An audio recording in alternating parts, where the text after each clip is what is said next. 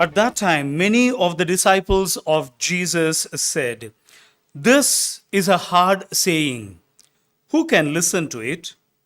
But Jesus, knowing in himself that his disciples were grumbling about this, said to them, "Do you take offense at this? Then what if you were to see the Son of Man ascending to where he was before? It is a spirit who gives life. The flesh is no help at all.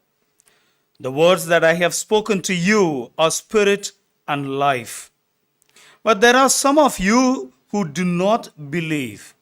For Jesus knew from the beginning who those were who did not believe and who it was who would betray him.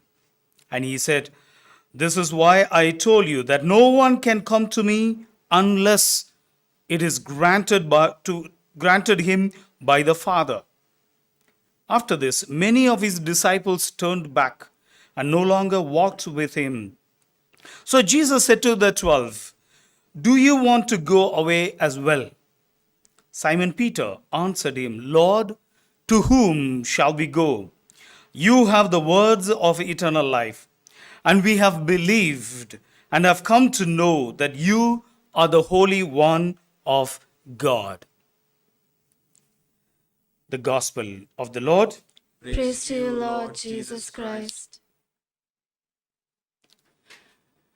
My dear brothers and sisters in Jesus Christ, every time when we come across a negative news item like a murder having taken place, or a robbery, or a rape, or some sort of violation against human persons, there arises a question in our mind.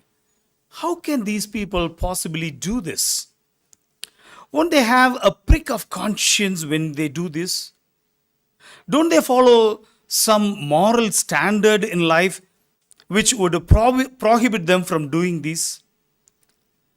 Well, the answer is yes. They do have a moral standard. We all have a moral standard. Yet most of the time what we have is a subjective moral standard. That is, according to me, in my perspective, in the way that I can understand it is right. The world today has a problem with understanding and accepting objective moral standards. Objective moral standards are universal moral principles which are applicable to all the people, all the time, everywhere. Like, for example, respect for human life, irrespective of caste, color, creed, and religion, or any background.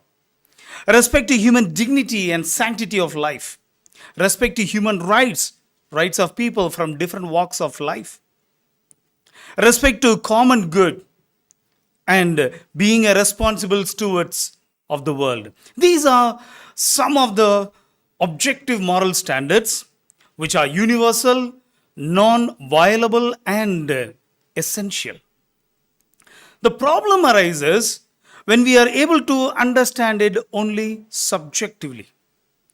So the subject, the individual person who tries to come in contact with these objective moral standards has to be open enough to recognize, first and foremost, the existence of objective moral standards, even if personally one is not able to understand it. The deviation in life comes only when the person limits one's horizon to personal understanding of realities and say, according to me, in my perspective, according to my knowledge and my understanding, this is what it is and this is how I will live.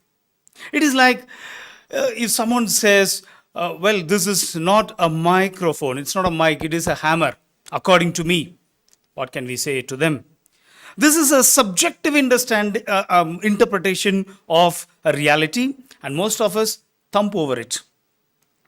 It may be wrong for the other or to some external standards, but as for me, I am right and I know this is how it is. A mentality of this is what causing much trouble in the world, harming humanity. The marital infidelity, counter witness to religious life are the result of subjective, narrow minded implementation of objective truths to faithfulness and sincerity. The first reading today is taken from the book of Joshua, chapter 24, in which the promised land to the Israelites been occupied by the Israelites and they are settled. Joshua sets Israelites at the road of moral choice between choosing God and his ways, that is in accordance to the will of God, or choosing the other way, that is against the will of God. It is the deliberate, willful choice the people have to make in their full knowledge of what they are doing. This moral choice in favor of God's will or against the favor of God's will has to be personal, deliberate, and in their full awareness. What they choose would be the kind of life they would be leading and would make them the kind of people. It would give them a self-identity. Choices of thoughts, words, and actions reveal who we are. Joshua is firm and fixed about his choice. As for me and my family, my house, we will serve the Lord. What does it mean for Joshua? It means that he and his family would accept the Lord of the covenant, and live his covenantal relationship with God and with his neighbor sincerely. The covenantal life demands a life of love of God and love of neighbor, a righteous life in the family and in the society, a truthful and sincere life in the family and in the society, a life that is in accordance with the moral standard set by God in the Ten Commandments and in the Holiness Code. These are objective moral standards God demands on his people. And if they choose God and his ways, then they are to promise and live these objective moral standards, and God is not going to compromise on those moral standards just because people would be weak to fulfill the demands. The weakness of the people, God would deal differently, as he is an all merciful and all forgiving God. But he is firm and fixed on his objective moral standard that he wants to let the humanity to know through the people of Israel. Today's gospel comes as a culmination to the chapter 6, in which Jesus began by multiplying the loaves and then a long discourse on the bread from heaven. At this discourse, Jesus says, "Unless you eat of my flesh and drink of my blood, you will not gain eternal life." Now, this becomes a hard saying to the ears of many who stood there. They say, "This is intolerable language. How could anyone accept it?" And after this, many of the disciples left him and stopped going with him. The reaction of Jesus at this situation is noteworthy. He turns to his apostles and asks them, "What about you? Do you also want to go away?" The point Jesus makes at this juncture is that just because people are abandoning him as they could not put up with his hard saying, he is not going to go back on his teaching. He is non-compromising. He is not coming down from his standard to give a teaching that would be pleasing to the ears of the people. He is not trying to explain to them, "Well, listen, people, about me being the bread from heaven and you having to eat my flesh and you having to eat my and drink my blood. I was only talking figuratively. I didn't really mean, the way that you have taken it. I think I am being misunderstood. Come back, all of you. Let me compromise the way that you would take it. It would sound okay to you." Did Jesus say that? A big no. He is firm in his teaching because he is clear in his standard. Come what may, even you, my apostles, wish to go away. I am not going to compromise on the standard of the divine teaching. Jesus is firm and fixed, even all might abandon him. Dear brothers and sisters in Jesus Christ, the measurement of the measuring rod has to be standardized. Only then the measurement would be right.